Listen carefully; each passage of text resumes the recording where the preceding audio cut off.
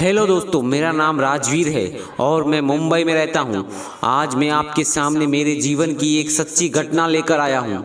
यह एक मेरी ज़िंदगी से जुड़ी प्यार की कहानी है।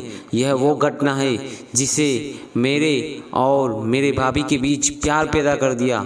ये वो प्यार था जो एक पति और पत्नी के बीच होता है। इसके बाद हम दोनों एक दूसरे के हो गए, एक दूसरे में खो गए। आइए अब मैं आपको बताता हूँ यह सब कैसे हुआ। सन 2015 महीना था जनवरी का।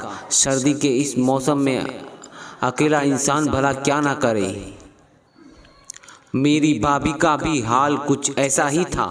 भैया कल ही 10 दिन के लिए कंपनी के काम से दिल्ली गए थे।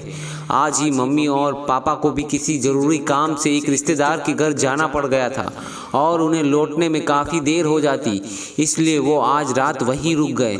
आज भाभी बिल्कुल अकेली थी और वो कभी कमरे में जाती तो कभी बरामदे में आ जाती थी। मैं मेरे कमरे की खिड़की से यह सब देख रहा था। मेरे कमरे की लाइट बंद थी, इसलिए मैं भाभी को दिखाई नहीं दे रहा था। इस बार भाभी बरामदे में आई और थोड़ी देर रुककर मेरे कमरे की तरफ आई, लेकिन मेरे कमरे की दहलीज से ही वापस मुड़ गई। मैंने सोचा भाभी को मुझसे कोई काम होगा, इसलिए मैं मेरे कमरे की लाइट जला दी। कमरे की लाइट जलते ही बरामदे में थोड़ा प्रकाश हुआ। भाभी मेरे कमरे की तरफ मुड़ी और मेरे पास आई और बोली, अभी तक जाग रहे हो देवर जी? मैंने कहा, भाभी आप भी तो अभी तक नहीं सोई हो। भाभी बोली, क्या बताऊं देवर जी, मुझे अकेले नींद नहीं आ रही, कभी अकेले रही नहीं, इसलिए डर लग रहा है।